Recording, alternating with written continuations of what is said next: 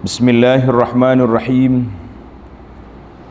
Alhamdulillahi rabbil alamin, wassalatu wassalamu ala rasuli rabbil alamin, nabiyyina wa habibina wa qudwatina Muhammad ibn Abdillah wa ala alihi wa sahbihi wa man walah, amma ba'du.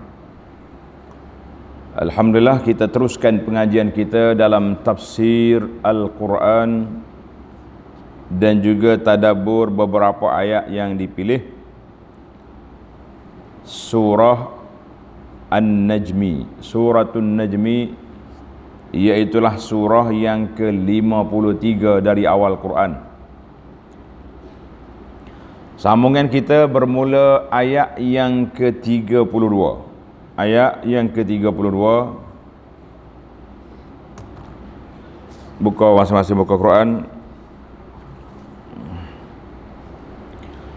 أعوذ بالله السميع العليم من الشيطان الرجيم الذين يجتنبون كبائر الإثم والفواحش إلا اللمم إن ربك واسع المغفرة هو أعلم بكم إذ أنشأكم من الأرض وإذ أنتم أجنة في بطون أمهاتكم فلا تزكوا أنفسكم هو أعلم بمن اتقى أفرأيت الذي تولى وأعطى قليلا وأكدى أعنده علم الغيب فهو يرى أم لم ينبأ بما في صحف موسى. Kita habis muka surat itu berhenti situlah. Alhamdulillah, dalam perbincangan kita ini iaitulah tentang dosa manusia. Sebelum itu kita kena undur ke satu ayat ke belakang, iaitu ayat 31, kerana ada kaitan dia di sini. Walillahi ma fis samawati wa ma fil ard liyajziyal ladzina asa'u bima amilu wa yajziyal ladzina ahsanu bil husna. Dan Allah jualah yang memiliki segala yang ada di langit dan yang ada di bumi. Semua hak langit ke hak bumi ke duduk di bawah kuasa Allah Azza wa Jalla, kerana Allah lah yang mencipta, Allah lah yang mengadakan, dan dialah Rabb pentadbir segala alam ini. Diciptakan semuanya itu untuk membalas orang-orang yang berbuat jahat menurut apa yang mereka lakukan. Dalam ayat ni kata bima, dalam ayat lain kata ma, apa yang buat. Dan membalas orang-orang yang berbaik-baik itu dengan balasan yang sebaik-baiknya. Tengok, Allah kata ini ahsanu, membuat baik, bil husna, Allah Ta'ala akan balas sebaik-baiknya. Allazina ahsanu bil husna. Dia lawan itu. Ahsanu bil husna. Baik para jemaah sekalian, barulah dia mari kepada ayat kita ini. Setelah Allah Ta'ala cerita tentang pendusta-pendusta ayat, kemudian mari pula orang-orang yang beriman. Ayat ini menunjukkan Allah Ta'ala tahu siapa yang betul, siapa yang sesat. Maka dibalas setiap orang itu mengikut amalan dia. Orang yang mukmin, orang yang beriman, al-husna, Allah Ta'ala akan beri kebaikan kepada dia. Sebab apa? Sebab mereka elok menerima arahan Allah Azza wa Jalla. Mereka itu telah ihsan dengan apa? Melakukan ketaatan kepada Rasulullah sallallahu alaihi wasallam, dan ihsan kepada makhluk-makhluk Allah. Maka al-jaza'u min jinsil amal. Al-jaza'u, tanda. Ini kata-kata selalu kita ulang. Al-jaza'u min jinsil amal. Balasan itu mengikut jenis kategori amalan kita. Hal jaza'ul ihsanu illa al-ihsan.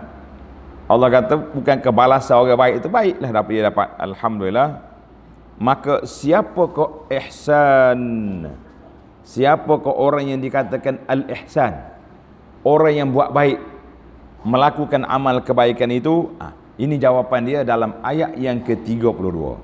Kerana itu ayat sebelum 31 tu dia kait dengan, dia berkait dengan ni. Orang yang yang ihsan, tanda itu, orang yang bersifat ihsan, alladzina yajtanibuna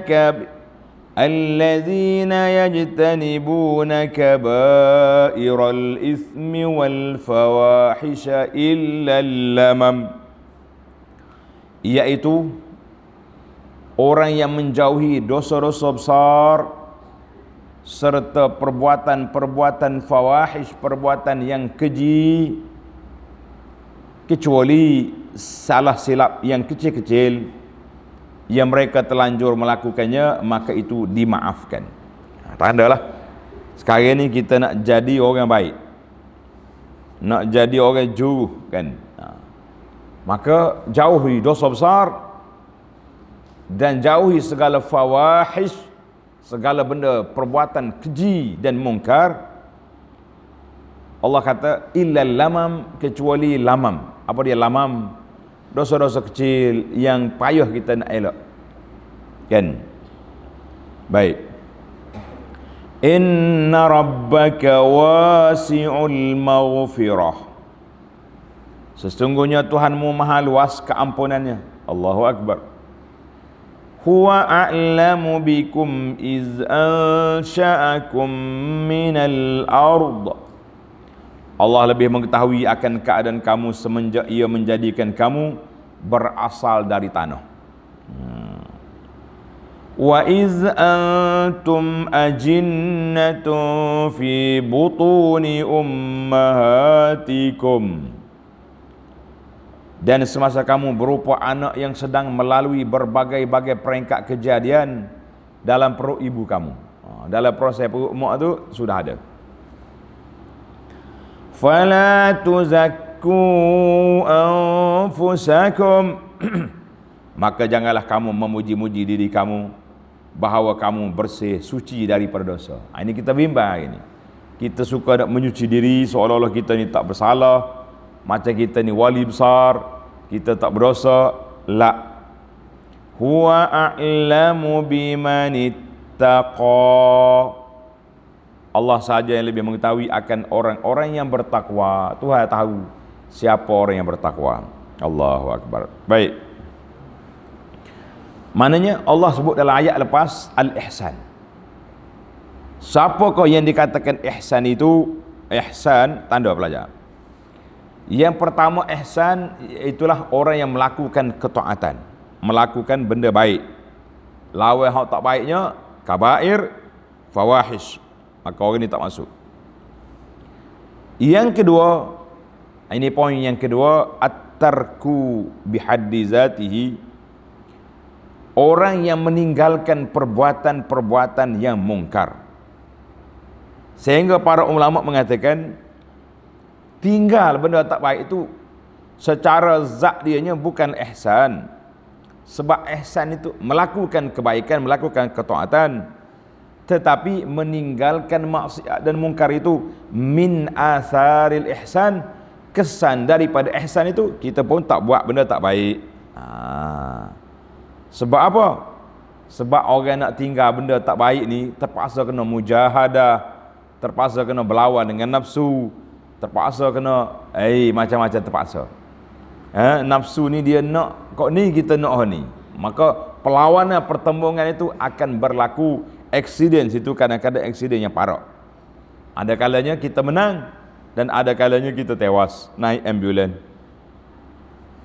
Yang ketiga, tanda ihsan yang ketiga, an-niyatul hasanah. kita mesti kita niat yang baik. Kenapa tak buat maksiat? Takut pada Allah Azza wa Jalla. Kenapa tak buat maksiat? Bisik sini aja. Ada polis, ada penguat kuasa agama. Oh, ada orang tengok. Jadi bukan kerana Allah, kan? Kemudian ihsan yang keempat, muraqabatul bari. Kita duduk dalam jiwa kita ni satu perasaan keimanan bahawa Allah tengok kita. Itu dia panggil martabatul ihsan. An ta'budallaha ka'annaka tarau fa in lam takun tarahu fa innahu yarak. Habis. Itu dia punya definisi yang ringkas. Ihsan itu kamu seolah-olah kita ibadat macam kita tengok Tuhan. Kalau kita tak tengok pun kita tahu Allah Ta'ala tengok kita. Jadi kenapa kita berani buat maksiat? Kenapa berani langgar SOP syariat, kan? Jangan. Kemudian yang kelima, al-khauf. Kita letak dalam jiwa kita ni perasaan takut kepada Allah Azza wa Jalla. Maka dengan ini, dengan adanya beberapa sifat ini menunjukkan bahawa meninggalkan perkara yang tak baik juga termasuk dalam ihsan. Allah kata ini tinggalkan benda yang melakukan kebaikan, meninggalkan keburukan, dan juga beberapa perkara yang perlu kita buat supaya kita jadi muhsin. Jadi ihsan tu kita kata sifat dia tu sifat orang yang baik. Kalau kata muhsin, orang itu sendiri kita baik. Kita ada kan nama Abdul Muhsin. Baik.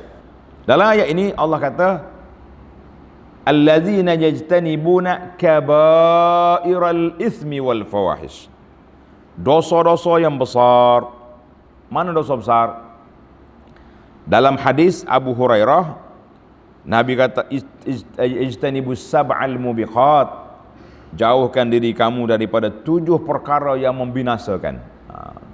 Apa dia? Syirik, sihir, bunuh bunuh orang, makan harta anak yatim, makan riba, lari daripada medan perang, dan menuduh orang perempuan yang baik sebagai orang jahat. Wa qad su'ila Ibnu Abbas radhiyallahu anhuma anil kabair asab'un hi. Jadi sahabat mari tanya Ibnu Abbas, dosa besar ni 7 ni ya ke dalam hadis? Faqala, kata Ibnu Abbas, hiya ila sab'ina aqrab. Dosa besar ni kepada 70 dosa besar. Jadi maka Imam Az-Zahabi, tanda pelajar, Al-Imam Az-Zahabi rahimahullahu ta'ala kumpul 70 dosa besar dalam sebuah kitab nama dia Al-Kabair. Al-Kabair, dosa-dosa besar. Ada berapa? 70 lebih. Ada setengah naskah dikata 76 dosa besar yang dikumpul oleh Imam Az-Zahabi. Jadi alhamdulillah untuk versi Az-Zahabi yang tulen telah diterjemahkan dan diterbit oleh sahabat saya, itu Telaga Biru. Telaga Biru Senayan Berhad telah keluar. Siapa nak baca buku ni, ambil yang Telaga Biru tu bagus. Ada lagi yang dikeluar oleh orang lain tapi bercampur dengan huraian tidak ori daripada Imam Az-Zahabi. Al-Imam Ibnu Hajar Al-Haytami menulis lagi sebuah kitab nama dia Az-Zawajir an Iqtirafil Kabair. Jerkahan kepada manusia yang melakukan dosa besar. Dalam Az-Zawajir dia telah senarai lebih daripada 300 dosa besar. Lagi dahsyat kita. Mesti tersangkut kita di mana-mana. InsyaAllah saya cuba usahakan, kalau ada kesempatan kita doakan supaya Abu Anas ni sihat, panjang umurnya, insya-Allah ana akan baca kitab Az-Zawajir untuk kita tengok dosa-dosa besar yang telah dikumpul oleh Al-Imam Ibnu Hajar Al-Faqih itu. Baik. Sekarang ni kita dengar dosa besar. Apakah definisi dosa besar? Bagaimana kita nak kenal kategori dosa kecil, dosa besar? Tanda pelajar. Dosa besar, takrif dosa besar itu iaitu, tulis. Yang pertama, dosa besar itu ya dosa-dosa yang besar yang akan mencampakkan pelakunya ke dalam neraka. Sebagaimana dalam surah An-Nisa ayat 31 Allah kata in tajtanibu kaba'ira ma tunhauna anhu nukaffir ankum sayyi'atikum wa nudkhilkum mudkhalan karima. Kalau jauh daripada dosa besar, Allah Ta'ala akan bagi kafarah, hapuskan kesalahan kamu. Baik, itu satu secara ringkas. Tanda yang kedua, ciri-ciri dosa besar, iaitu setiap dosa yang akan dikenakan ke atas pelakunya haddun ataupun hudud dalam dunia ini, seperti mencuri, potong tangan, hudud, zina, disebat ataupun direjam, ini dosa besar, bunuh orang, tuduh orang perempuan yang baik, seperti dalam hadis yang kita baca tadi. Itu dosa besar, maknanya setiap dosa yang pelakunya dikenakan hudud, qisas atas dunia, maka itu dosa besar. Dua dosa besar. Yang pertama tadi di akhirat neraka. Yang kedua dosa besar iaitulah setiap perbuatan yang kena hudud. Yang ketiga, ma tu'ida alaihi bil'anin aw wa'idin fil akhirah. Setiap pelaku dosa yang pelakunya akan dilaknat ataupun dijanji azab, seperti orang yang melakukan dusta ke atas Allah. Allah kata apa? Fanaj'al la'natallahi 'alal kadzibin. Allah Ta'ala laknat ke atas orang-orang yang mendusta. Ali Imran ayat 61. Nabi SAW sebut dalam hadis, Nabi kata la'anallahu rashi wal murtashi. Allah Ta'ala laknat pemberi rasuah dan pemakai rasuah. Dua-dua untuk kena laknat belaka. Hadis ini dalam Ahmad dan Abu Dawud. Dan juga Nabi kita SAW laknat mana-mana orang perempuan yang menyerupai laki-laki dan laki-laki yang menyerupai perempuan. Dari sudut pakaiannya, dari sudut penampilannya, dia panggil tomboy, apa dia ni, mukhannasi ini semua ni dilaknat, maka itu dosa besar. Banyak lagi lah tuan-tuan nak baca dalam kitab dosa besar yang ditulis oleh Al-Imam Az-Zahabi, ataupun saya tak sempat nak baca ustaz, duduk atas kereta siang malam ni, travel sana sini, ataupun jam, maka tuan-tuan boleh tengok dalam halaqah YouTube, halaqah Abu Anas Madani, cari syarah kepada kitab dosa besar, 70 dosa besar Zahabi. Saya sudah syarah mungkin dalam 50 siri kuliah. Silakan, kita berwakaf itu boleh ambil dan boleh baca, boleh lihat dan boleh dengar. Mudah-mudahan menjadi membantu kita untuk meninggalkan dosa-dosa yang berat ini.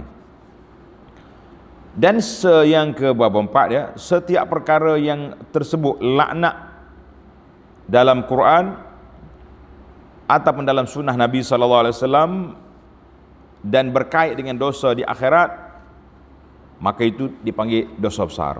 Allahu Akbar. Baik.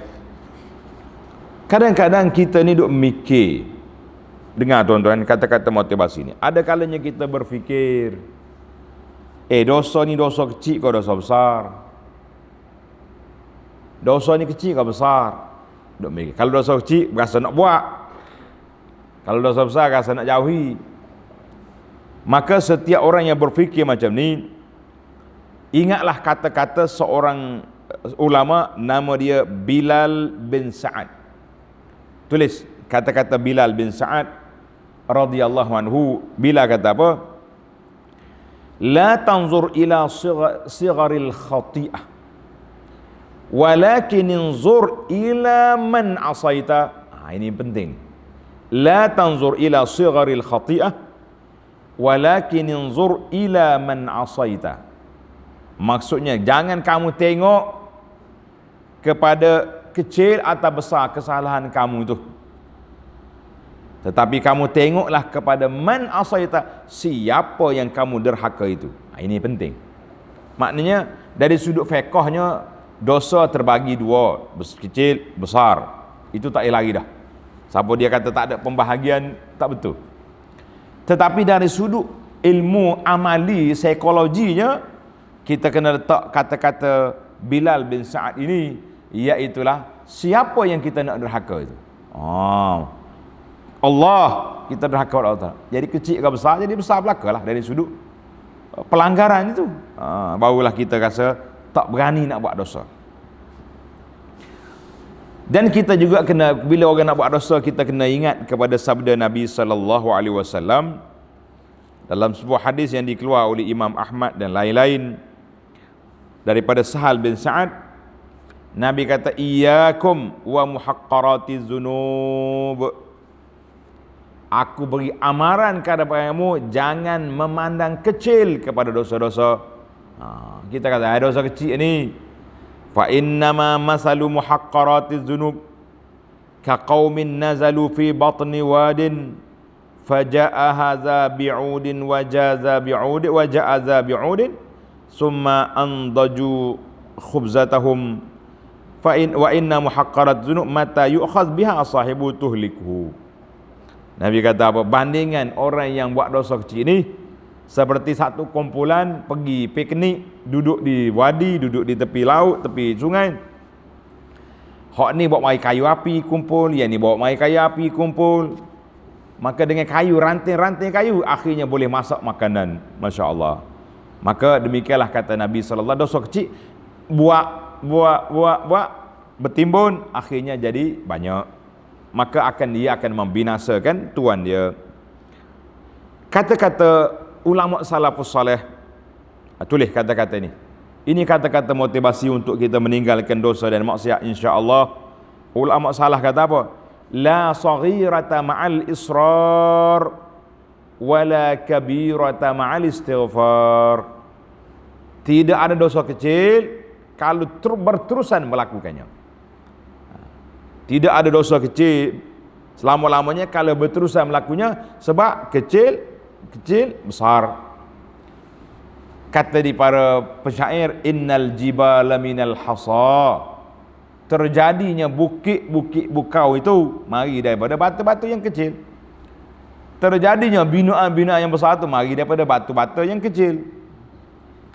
Dan terjadinya as-sail minal qata. Terjadinya banjir itu daripada titisan hujan.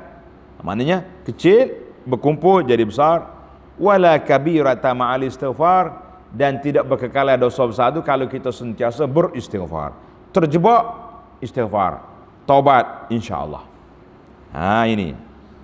Ini bukan daripada Nabi, ini kata-kata ulama, kena tanda betul-betul. Maknanya dosa kecil, kalau seorang itu asyik buat je sampai peringkat orang panggil tak berhenti, maka hati dia akan jadi wahsyah, maknanya hati dia akan jadi kesunyian kalau tak buat maksiat, dan dia akan jadi berani melakukan maksiat seperti ahli-ahli perokok, orang isap rokok. Rokok ni dulu ada tok guru kata makruh, sekarang ni orang kata haram, yang kata haram pula ada kata besar, ada kata kecil, dosa. Jadi kita ambil dosa kecil lah. Tapi kalau hari-hari duduk main dosa kecil, tak mau taubat, maka dia jadi satu ketagihan yang berbahaya, sehingga ada seorang pakcik ni sakit dia. Kita kata Allah ya ghafirlu, Allah Ta'ala lah maaf pada dia. Stroke, nak berjalan pun tak boleh, angkat tangan pun tak boleh. Tapi masih lagi suruh bini dia nyalakan rokok sebatang di mulut, berinjau air mulut. Allahu Akbar. Kita kata inilah bahayanya. Waktu muda-muda sihat tak mau taubat, waktu duk jelepek, orang panggil duduk di atas tikar, di atas katil hospital, masih lagi tak mau tinggal rokok, ini bahaya. Dia panggil al-idman, orang yang ketagih. Jangan main. Seperti orang yang suka melepaskan pandangan, tengok filem lucah, duduk pasar-pasar pagi, pasar petang, duduk tengok wanita yang tak tutup aurat, kan? Suka duduk main chatting, mengorak dengan wanita walaupun di alam maya. Mahal bahaya. Suka dengar muzik, lagu-lagu, bergedik dia dengar lagu ni. Akhir sekali hati kita jadi wahsyah, maknanya hati itu jadi liar daripada perkara yang baik, sebab dia sudah terbiasa. New normal bagi hati dia untuk apa? untuk melakukan maksiat. Ini sangat bahaya. Maka kata-kata la kabirata ma'al istighfar, dosa tu tak jadi dosa besar sentiasa kalau kita sentiasa duduk istighfar, kan? Dosa besar. Tapi bila kita tersalah, kita bertaubat, kita hapuskan dia. Wa atbi'il hasanata sayyi'atal hasanatu tamhuha. Nabi kata, kalau kamu tersalah buat dosa, ikutilah dengan perbuatan yang baik yang akan menghapuskan dosa-dosa itu. Jangan mudah-mudah dosa lah. Kita kena taubat. Banyak terdapat amalan-amalan penghapus dosa. Di antaranya Nabi SAW bersabda, man hajja lillahi falam yarfus walam yafsuk. Siapa dia pergi haji, dia tak melakukan perbuatan-perbuatan yang melanggar SOP haji. Tak melakukan perbuatan yang berkait dengan wanita, tak melakukan perbuatan yang jahat, pergi mengompak, tumbuk orang, tipu orang. Raja'a kayaum waladathu ummuhu, maka dia keluar daripada dosa-dosa dia balik daripada Arafah, keluar daripada dosa seperti hari yang dilahirkan oleh ibunya, tidak berdosa. Ini hadis ini sahih, dikeluarkan oleh Bukhari dan Muslim daripada Abu Hurairah, kan. Ini mana ini, walaupun orang ini sudah berdosa besar, tapi sekarang dia sudah bertaubat, dia pergi haji, dia pergi umrah contohnya. Dan juga sabda Nabi sallallahu alaihi wasallam, as-salatul maktubatu ila as-salatil lati ba'da kafaratun lima bainahuma. Solat yang kita buat ni, di antara solat dengan solat menjadi penghapus dosa. Al-jum'atu ila al-jum'ati, semaya Jumaat minggu ni, semaya Jumaat minggu depan, penghapus dosa. Ramadan ila Ramadan, itu semua tu akan menghapuskan dosa-dosa.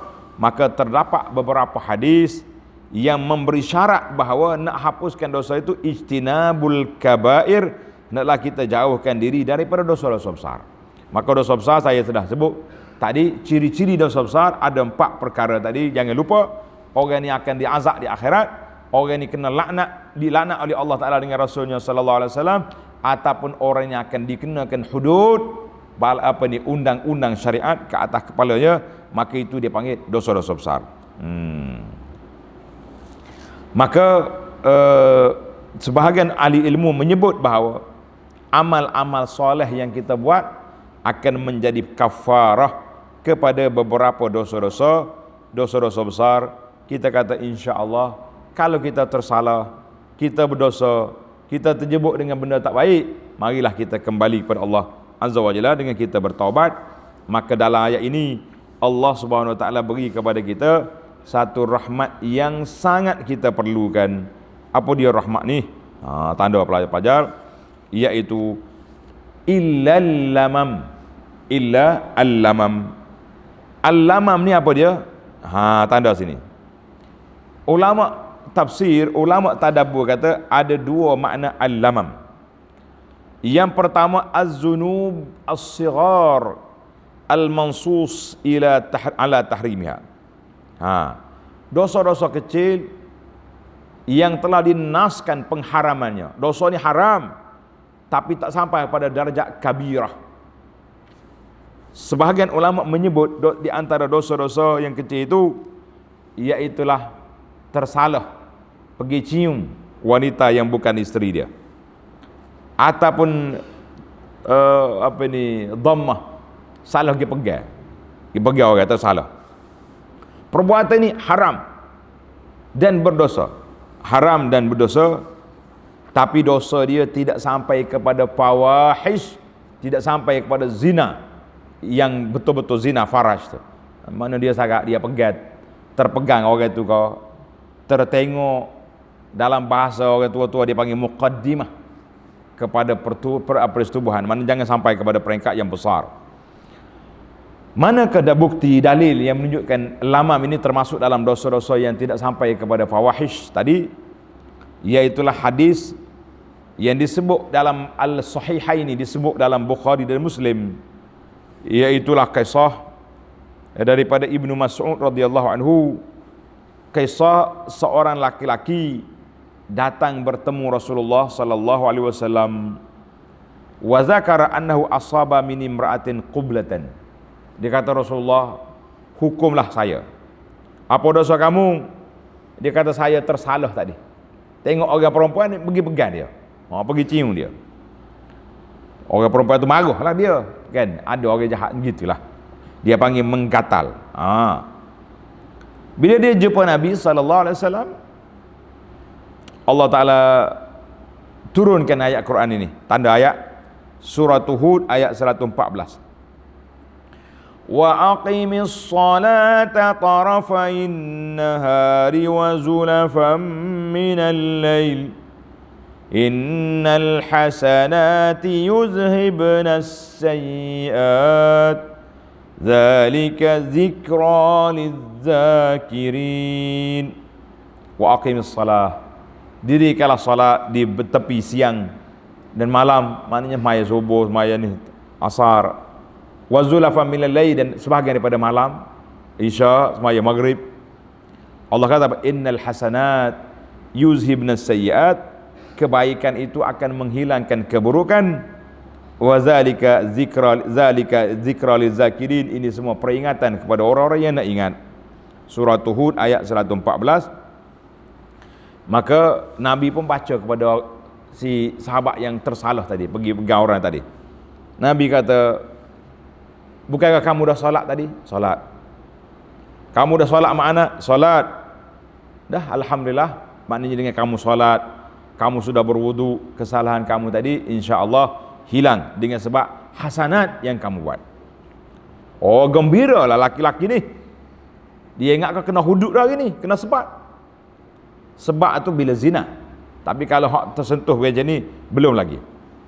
Faqala rajulun minal qaum, bangun seorang laki-laki, dia tanya, ya Nabi Allah, haza lahu khasah, adakah ayat Quran ni penghapusan dosa ni untuk si bertanya tadi khas? La, kata Nabi SAW, bal linnasi kafah, bahkan dosa-dosa itu, undang-undang ini kepada manusia seluruhnya. Tuan-tuan dan puan-puan kata alhamdulillah. Mana di kalangan kita yang tidak berdosa? Mana di kalangan kita yang tidak bersalah? Tuan-tuan tengok dalam rakaman CD yang ke-30, kuliah yang saya sampaikan, nama dia penyakit yang melanda umat ini, taswifut taubah, iaitu melengah-lengahkan taubat. Dia berdosa tak mahu taubat.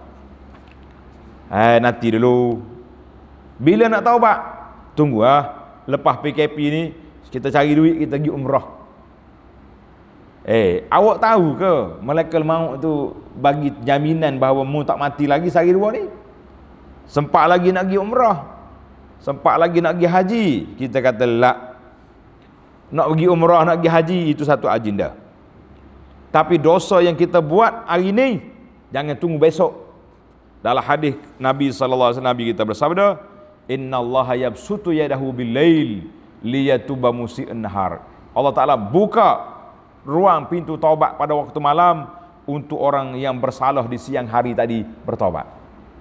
Allah buka pintu taubat pada siang hari untuk orang yang bersalah pada malam tadi bertaubat. Kita kata masya-Allah, subhanaka ya ilahi, maha suci Allah yang sangat sayang dia kepada hamba dia, yang sangat rahmat dia, kasihan belah dia kepada hamba dia.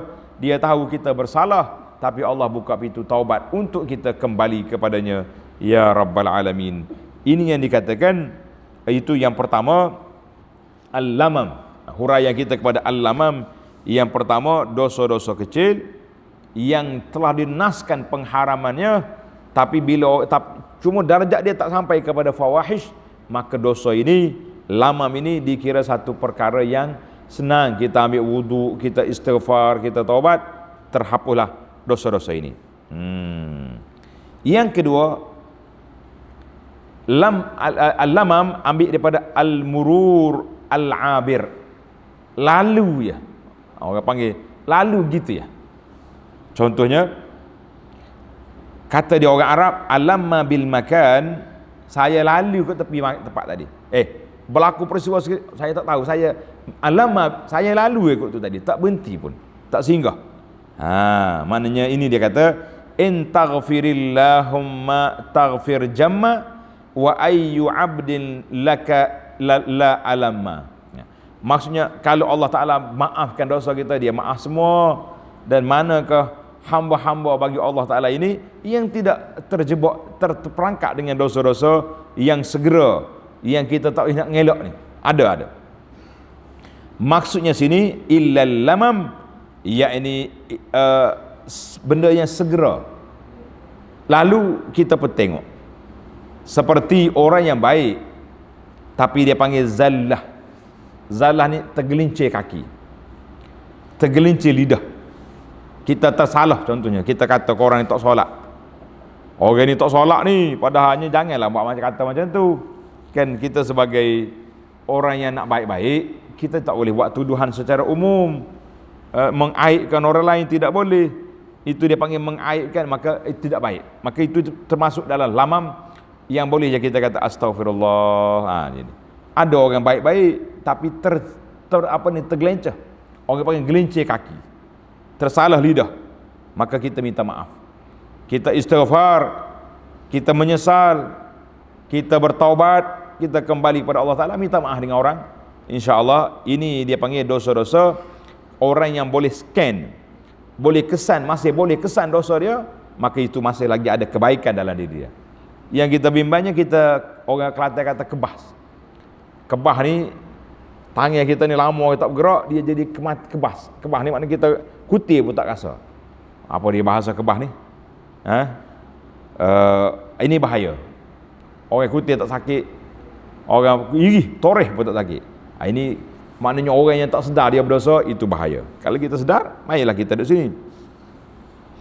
Maka para jemaah sekalian, al-lamam, iaitulah dosa yang segera, yang tak dapat nak elakkan ini. Boleh jadi dengan sebab tersalah dosa tadi, kita pula melipat gandakan ibadat kita pula. Lipat gandakan pula taubat kita kepada Allah Azza wa Jalla. Kita minta maaf, kita taubat, kita janji tak mau buat lagi. Ada juga menyebabkan keinsafan pada seorang itu, insya-Allah. Maka Allah Taala maaf di ayat ini orang yang menjauhi dosa-dosa besar dan juga perbuatan yang keji, illal lamam, kecuali dosa kecil yang tak dapat dielak. Kita sendiri hari ni nak mengelak macam mana? Sekali kita keluar nak pergi beli ke pasar ke, mesti ada tengok penjual sendiri tu tak untuk aurat. Kadang-kadang toke-toke ni dah, musim lah ni musim orang gila main emas. Main emas. Emas ni, toke tu kok besar gelar dia. Pasal tu dia tak mau tutup aurat, takut tutup. Akak lah lengai pasal ni. Macam-macam. Jangan pula cerita makcik salah faham. Dengar cerita, dengar ni makcik ni. Lo ni ke zaman orang pakai emas. Emas ni, topi ni lah, topi muka ni orang panggil emas.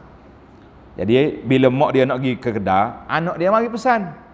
Dia kata, ibu, kalau nak pergi pasar, jangan lupa pakai emas. Mak dia kata, beres kita pakai. Anak dia pakai emas tu, ni topi ni orang panggil emas ni sini. Mak dia pergi kutip habis emas dalam mari. Sekerak lengainya pakai pergi kedai. Dia kata pasal apa? Anak dia pesan, nak keluar rumah kena pakai emas. Pulak dah. Macam-macam. Pasal bunyi lebih kurang tu, emas dah. Jangan duk main karut lagu ni. Baiklah, kita akhiri di ayat kita ni. Allah Ta'ala sebut kata apa? Inna rabbaka wasi'ul maghfirah. Sesungguhnya Tuhanmu maha luas keampunannya. Jangan takut. Mana bagi orang yang terjebak dengan dosa, bagi orang yang terjebak dengan mungkar, bagi orang yang terjebak dengan apa saja, Allah Ta'ala wasi'ul maghfirah, luas keampunannya. Taubat segera. Jangan duk tangguh-tangguh. Kemudian ayat ni, di akhir ayat ini Allah sebut huwa a'lamu bikum iz ansha'akum minal ardi wa iz antum ajinnatun fi butuni ummahatikum. Allah Ta'ala tahu belakamu ni ketika kamu berasal dari tanah, dan semasa kamu berupa anak-anak janin dalam perut makmu, Tuhan tahu. Kemudian kamu keluar atas dunia ni, Allah Ta'ala maha mengetahui semuanya. Maka Allah peringatkan kepada kita, fala tuzakku anfusakum huwa a'lamu biman ittaqa. Maka janganlah kamu memuji-muji diri kamu bahawa kamu suci, bersih dari dosa. Allah sahaja yang lebih mengetahui akan orang yang bertakwa. Jangan kita kata saya ni manusia suci, saya tak berdosa, yang berdosanya orang tu, orang ni. Kita tak berdosa, kita tak bersalah. Kita kata jangan cuba-cuba nak tunjuk. Itu dipanggil tazkiyatun nafsi, puji diri sendiri. Patut kitanya muhasabatun nafsi. Yang sepatutnya, tanda para pelajar, sepatutnya kita muhasabatun nafsi, mana kita menyemak balik, audit diri kita, bukan kita tazkiyatun nafsi, membersihkan diri kita. Aku tak berdosa, aku tak pernah buat dosa besar, aku tak pernah ambil duit orang, aku tak pernah pukul orang, aku belaka. Ini bahaya. Orang ni dipanggil ghurur, terpedaya dengan seolah-olah dia tu baik. Ini bahaya. Sebab itulah bila kita tengok orang yang berdosa, bila kita tengok orang buat benda mungkar dan fahisyah, maksiat, kita kena baca doa alhamdulillahillazi afani mimma ibtalak. Ya Allah, segala puji bagi Allah yang telah menyelamatkan aku daripada dosa-dosa seperti kawan-kawan aku terjebak. Tapi jangan kata depan dia, nyetumbuk orang tu lagi, kita berdoa kepada Allah SWT. Sama juga bila orang kita nak puji orang, jangan puji kita tu orang ni orang lah. Kita kata wala nuzakki 'ala Allah ahada, setakat yang saya tahu orang ni baik. Tapi kita bukan nak membersihkan dia lebih daripada apa yang telah diketahui oleh Allah Azza wa Jalla. Kalau orang puji kita, macam mana kita nak buat? Tanda tuan-tuan. Kalau orang puji kita, mari puji awak baik, kita baca doa seperti para sahabat baca.